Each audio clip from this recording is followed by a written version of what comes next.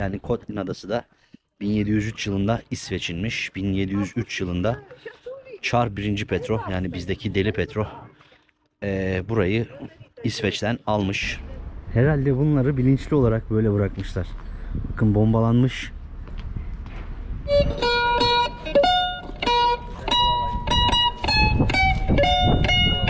Herkese yeni bir günden sevgiler, saygılar, merhabalar arkadaşlar.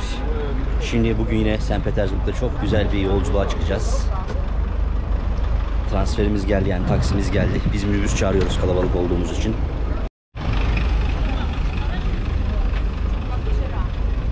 Хорошо.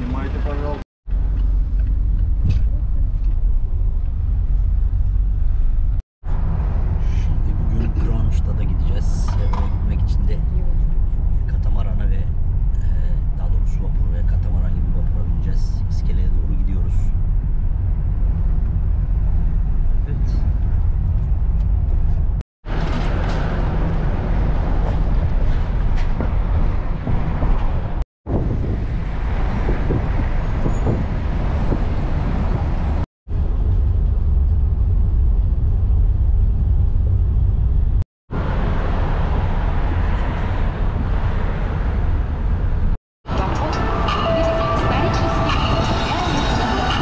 Buradan birazdan katamaranımız kalkacak ve Kronstadt adasına doğru yola çıkacağız. Kronstadt adası tabii hem 2. Dünya Savaşı tarihi açısından hem de St. Petersburg tarihi açısından çok önemli bir yer. Ve çoğu insan da buraya gitmiyor. Özellikle Türkiye'den gelenler ya da bilmiyorlar ya da ilgi çekici bulmuyorlar. O yüzden ben size burayı göstermek istedim bugün. Şimdi bu tura hep beraber katılacağız.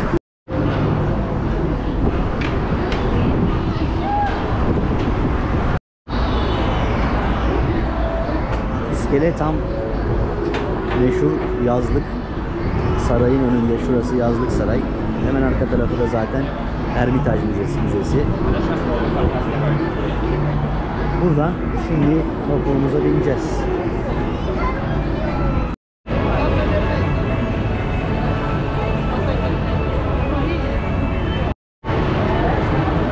Biletler buradan alınıyor. Şu katamaranla yolculuk ediyorsun. Deneyeceğiz şimdi. Evet, katamaranı geçiyoruz artık. Здравствуйте. Bildiğin katamaran bu.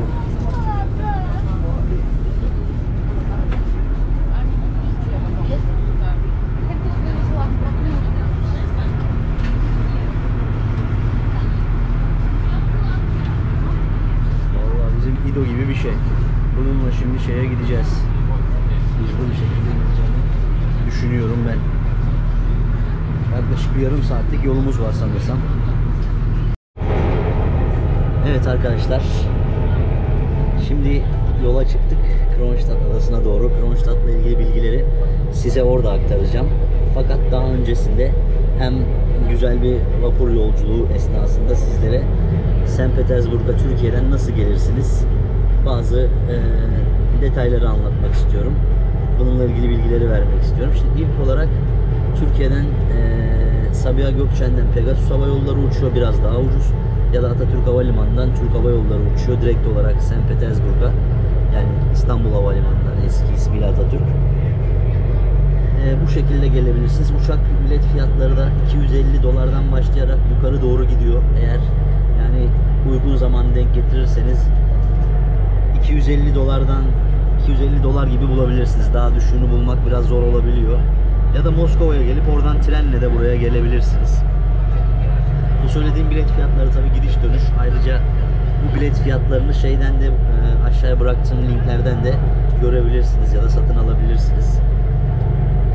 Yani genel geliş böyle. Onunla birlikte tabii vize almanız gerekiyor. Vize de şu an için turistlere özel vize çıkardı biliyorsunuz. Rusya online e-vize çıkardı. Bu e-vizeye başvurursanız kendiniz başvurmanız durumunda $45. Eğer bir acenta vasıtasıyla başvurursanız da $70 oluyor. Daha başka vize türleri de var. Yani Tabi bu şimdi online e-vizeyle 16 gün kalabiliyorsunuz. 16 gün boyunca St. Petersburg'da dahil olmak üzere Rusya'nın istediğiniz yerine gidebilirsiniz. Ayrıca tabi diğer vize çeşitleri de var söylediğim gibi. Bunlar da daha uzun süreli kalmak isteyenler için.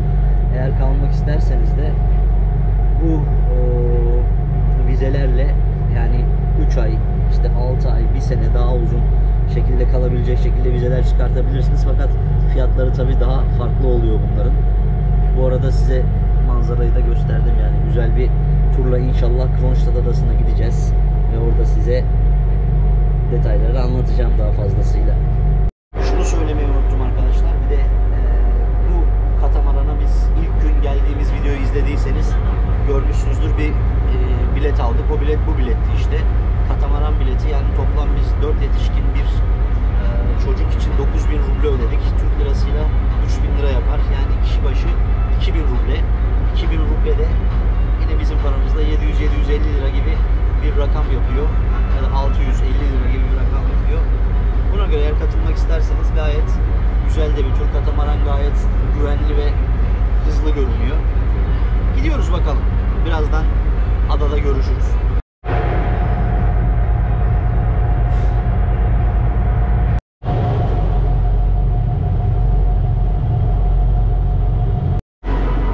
Katamaranın içi de böyle.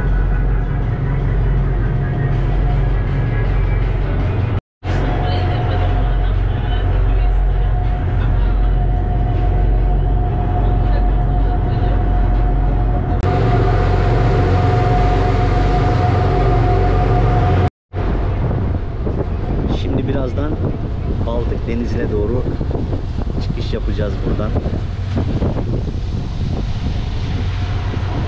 Yani şu köprünün ilerisi, karşıdaki köprünün ilerisi Baltık Denizi.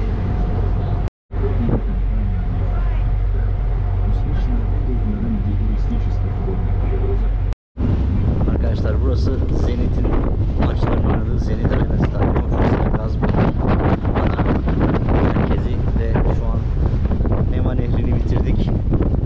Baltık Denizi'ne doğru çıkıyoruz.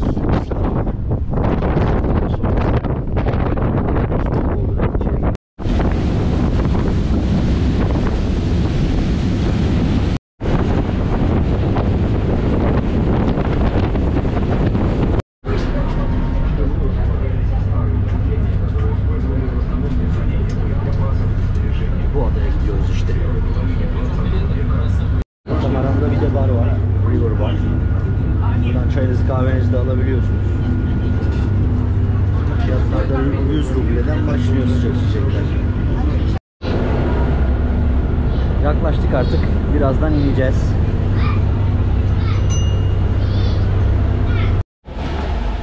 Evet, geldik. Kronstadt iskelesine vardık. Vapurlar buradan kalkıyor ve buraya varıyorlar. Yani daha doğrusu şu katamaranla geldik biz de, biliyorsunuz. Yani bizimkisi bu.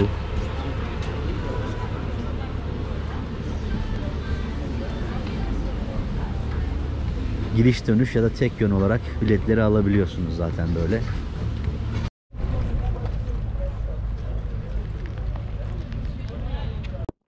Arkadaşlar ilk olarak şunu düzelteyim. Tek yön 1900 rubleymiş bilet. Yani gidiş dönüş 3800 ruble bilet ücreti. St. Petersburg'dan Kronstadt'a gelmek. Evet, Kronstadt'ı size biraz anlatmaya başlayayım. Kronstadt Almanca bir tamlama. İngilizcesi Crown City ve Türkçesi de Taç şehri demek. Burası işin aslı Kotlin Adası. Yani Kotlin Adası da 1703 yılında İsveç'inmiş. 1703 yılında Çar 1. Petro, yani bizdeki Deli Petro burayı İsveç'ten almış. Daha sonrasında 1708 yılında ise Kronstadt şehrinin kurulmasını emretmiş ve o dönemden hatta şimdiye kadar bile St. Petersburg'un savunması için çok önemli bir yer olmuş Kronstadt. Hemen bu parkın girişine bir böyle şey bırakmışlar. Plan. Gitmek istediğiniz yeri buradan seçebiliyorsunuz. Görmek istediğiniz yerleri, yani şu an biz buradayız. Bu parkı gezeceğiz. iskelede burası. Bu şekilde seçebiliyorsunuz gideceğiniz yerleri. Başlı başına farklı bir şehir ama bunu söyleyeyim, yani St. Petersburg'la yani görünüm olarak da pek bağlantısı olmayan bir yer gibi görünüyor. Fakat adayı St. Petersburg karasıyla birleştirmişler. Hem gelecek olan sel akınları olursa diye uzunca bir yol yapmışlar, yani deniz boyunca. Hatta şu tarafta görünmüyordur yüksek ihtimalle ama yapılmış. İsterseniz karayoluyla da ulaşabiliyorsunuz buraya. Ya da isterseniz bizim gibi katamaranla ulaşabiliyorsunuz. Şimdi söylediğim üzere biz Kotlin adası üstündeyiz. Kotlin adası Finlandiya körfezinde yer alıyor. Yani Kronstadt'ta Kotlin adası üzerine kurulmuş bir şehir. Burada arkadaşlar restoranlar, yani food court. Bir şeyler atıştıracağım, daha tam olarak bir şey yemedik yani. Bakalım ne var, bir şeyler yiyelim. Yani Kore mutfağı var, Japon mutfağı var, donat var, Yunan mutfağı var. Bakalım, yine bize en yakın bu. Yunanlılar bakalım ne yapmışlar. Gyros yiyelim bari.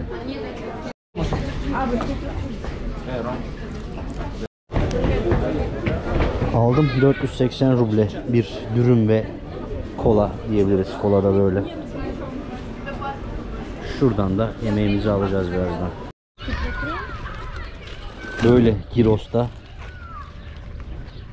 kolayla beraber 480 ruble. Burası tabii 2. Dünya Savaşı'nda da Nazilerin saldırısına uğramış fakat alamamışlar. Naziler burayı sadece havadan bombalayabilmişler.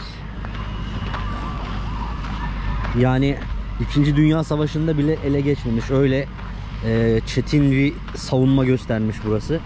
Ve bakın şimdi size burada o zamanlardan kalma gerçek bir denizaltını buraya şey yapmışlar. Görsel bir maket olarak, sanki yani görsel bir obje olarak koymuşlar.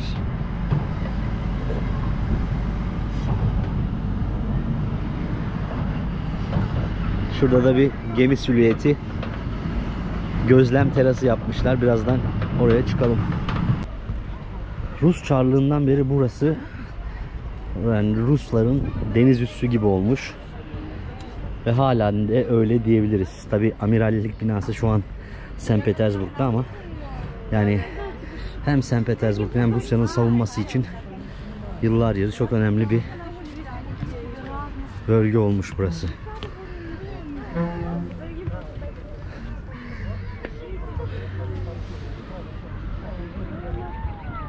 Denizaltı da burada yerleştirmişler.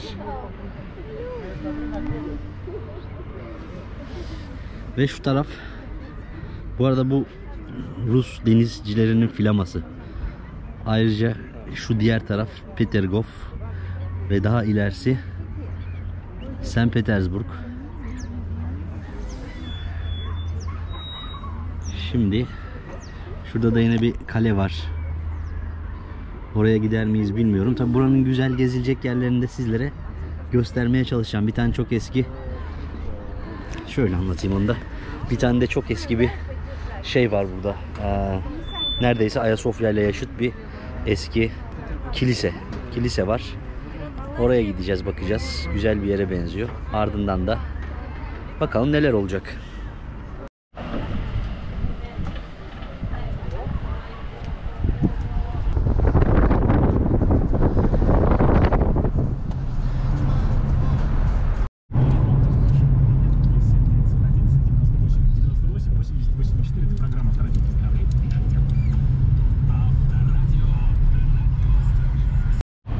Arkadaşlar yani şimdi gelir gelmez fark ediliyor. Zaten hani bir Avrupa şehri gibi burası biraz daha. Dedim ya, St. Petersburg'dan benzeyen yanları da var fakat daha fazla böyle bir Avrupa kenti gibisinden diyebiliriz.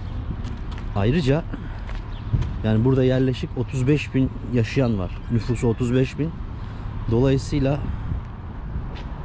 hani bir yerden bir yere giderken yine bir toplu taşıma ya da taksi kullanmak gerekiyor. Şimdi biz de taksiyle geldik. Bu arada işte limandan buraya takside 200 ruble yazdı. Şimdi içeri gireceğim şeye. Nikolski Katedrali var. Oraya gireceğim. Orayı da göstereyim size biraz. Ve tabi buradan da yine kanallar geçiyor bakın.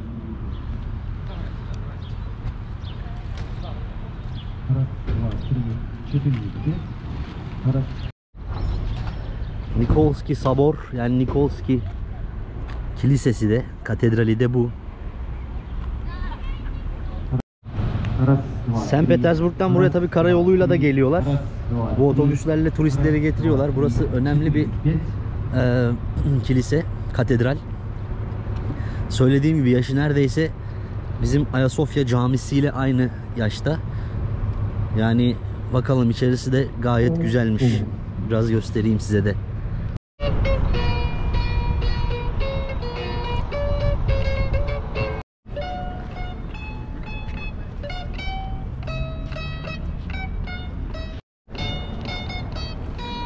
Tam ismi arkadaşlar, bunun St. Nicholas Deniz Katedrali. 1903 ve 1913 yılları arasında yapılmış, inşa edilmiş. Bunun yerinde daha evvel söylediğim gibi çok eski tarihlerden kalma bir şapel varmış ve şu anki şeklini de Ayasofya'ya benzetmişler. Yani yapım amacı ise şu, yani tüm şehit olmuş, işte ölmüş denizcilerin hepsinin anısına ve onlar için yapılmış burası. Şimdi içeri gireceğiz. Yalnız işlemelere falan bakar mısınız?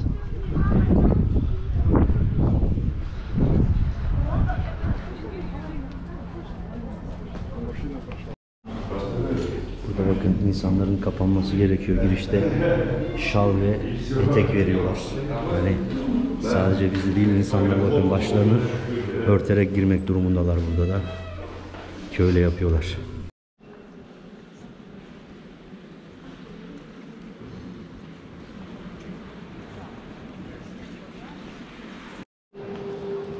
Burayı dediğim gibi denizcilerin anısına, yani ölenlerin, şehitlerin için yapılmış olan bir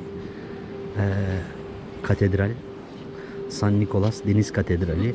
Yani içerisi de bir o kadar güzel bu arada. Gayet güzel yapmışlar. Burası Sovyetler döneminde tabii şey olmuş. Sinemaya çevrilmiş önce, daha sonrasında müzeye çevrilmiş. Fakat yine Rusya Federasyonu olduktan sonra ise yeniden kilise olarak görev yapmaya başlamış.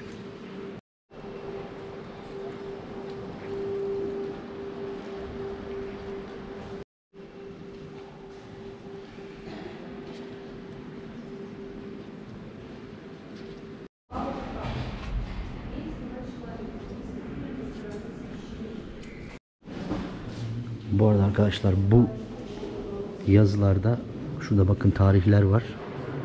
Bütün bu tarihlerde ne olduğunu tek tek buraya not almışlar, yazmışlar. Yani her şey yazıyor. Daha 1703 yılından günümüze kadar bakın bir sürü yazılar var böyle. Enteresan. Bu arada burası aynı zamanda işte St. Nicholas, bizdeki Noel Baba, yani Santa Claus'un şeyiymiş. Onun adına yapılmış olan bir kiliseymiş bir de. Onun adı verilmiş yani.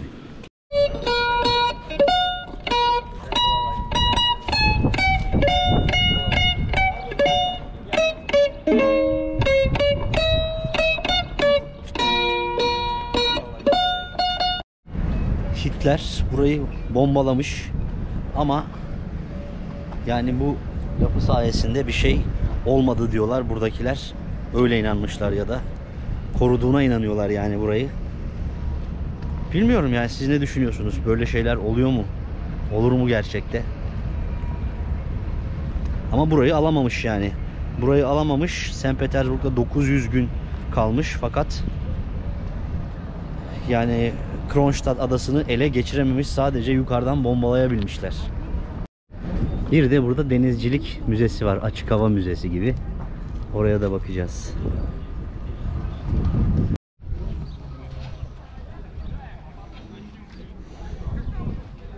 Bu kurulumların hepsi Kronstadt'ın kuruluşunun 325. yıl dönümü kutlanacakmış bu ay içerisinde. Hatta yakın zamanda. O sebeple bu çalışmaları yapıyorlar. Şöyle Baksanıza. O zamandan kalma gemiler, botlar. İşte uçak savarlar falan. Tanklar var sanki. Yani 2. Dünya Savaşı çekilen bir film setinde gibiyim ya. Gerçekten film platosu gibi. Bakın.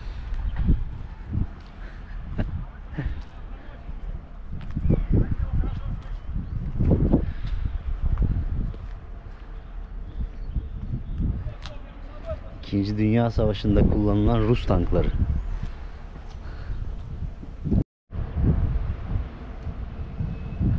Baksanıza binaya. Herhalde bunları bilinçli olarak böyle bırakmışlar. Bakın bombalanmış. Tabii. Gemilerde kullanılan halatlar, yani ucuna takılan, artık ismi neyse, pervaneler. Enteresan bir yer yani. Чтобы не загноилось.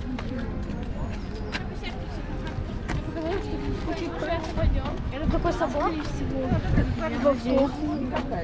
Ну, это да, есть в ней такое.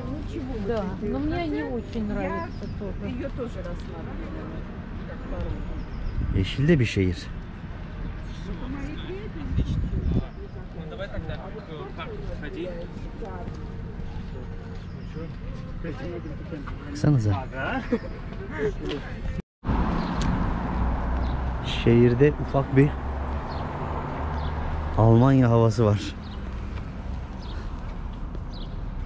Baksanıza. Biraz ben Alman şehirlerine benzettim burayı. Ta ki tabi Orak Çekiç ve şu arabayı görünceye kadar. Almanya'da bundan yoktur herhalde ya.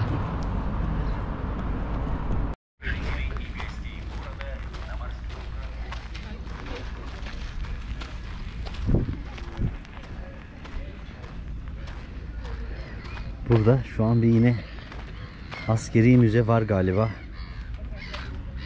Denizle alakalı.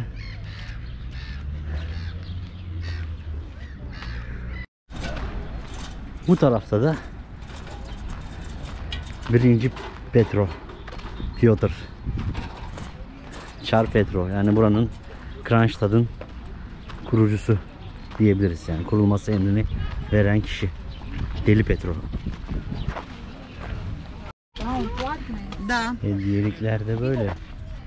Пойдем тогда спустимся сюда. Kronstadt şapkası mı alsak bir tane acaba? Она даже не видела, фотку там. Нормально, давай.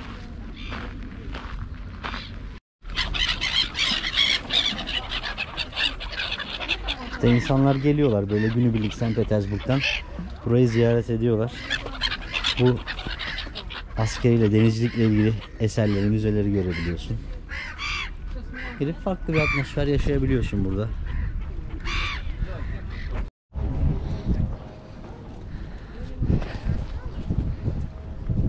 Evet, burası da Petrovski'nin yaptırdığı, yani Dog Petrovski 1752 yılında yapılmış bir, herhalde gemilerin yanaşması için bir şey, liman.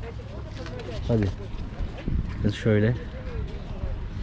Yani adayla ilgili son olarak şunları söyleyeyim. Burası kurulduktan sonra, yani 1703 yılından sonra 1798 yılına kadar neredeyse bütün Rus denizcileri buradan yetişmiş ve aynı zamanda yani bütün amiraller, işte generallerin çoğusu burası çıkışlı ve tabi ada aynı zamanda birçok bilim insanına da ev sahipliği yapmış. O açıdan da önemli bir ada, Kronstadt adası. Yani gezilip görülmesi gereken bir yer bence St. Petersburg'a geldiğinizde, ama tabi herkesin vakti olmayabilir, ne bileyim uzak bulabilir. O yüzden ben sizlere bugün burayı tanıtmak istedim. Yani gözün nereye çevirsen donanmayla ilgili, askeriye ile ilgili bir şey var. Güzel oldu yani.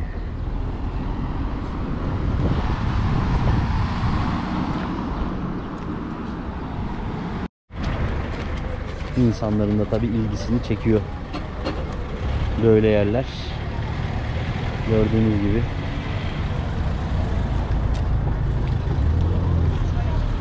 Evet. Hava vallahi sıcak.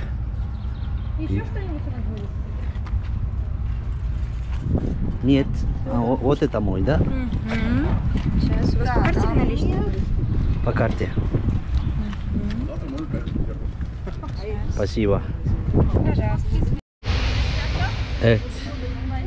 300 ruble. Fıstıklı ve sade.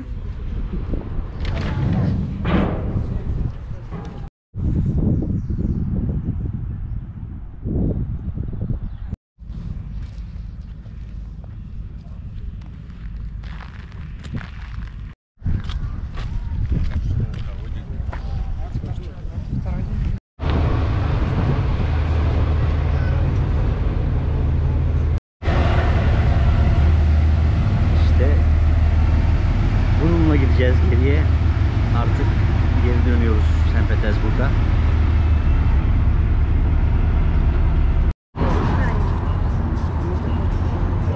Evet, Petersburg'a geri geldik. Şimdi bir yemek yemeye gideceğiz. İtalyan restorantı mı bulduk bize? Evet, bir İtalyan restorantı bulduk. Şimdi gidip orada biraz karnımızı doyuralım. Ondan sonra da artık veda etme vakti geliyor. Şöyle de bir St. Petersburg'un güzel manzarasını tekrar göstereyim size. Arkadaşlar, fark etmişsinizdir. Havalar çok iyi. Yani 20-22 derece civarında. Normalde St. Petersburg'da bunu bulmak çok mümkün değil. Havalar iyi olsa bile yağmurlu olabiliyor. O yüzden size şunu söyleyeyim. Yani buraya gelirseniz Mayıs 15 sonrası, Haziran, Temmuz, bu aralarda gelin. Gelmek için en iyi zaman bence St. Petersburg'a bu zamanlar.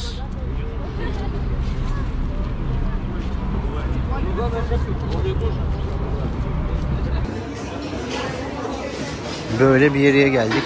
Bakalım, makarna yiyeceğiz. Buranın güzel, ucuz yerlerinden bir tanesi bu bence. Bayağı güzel bir yere benziyor. Menü böyle.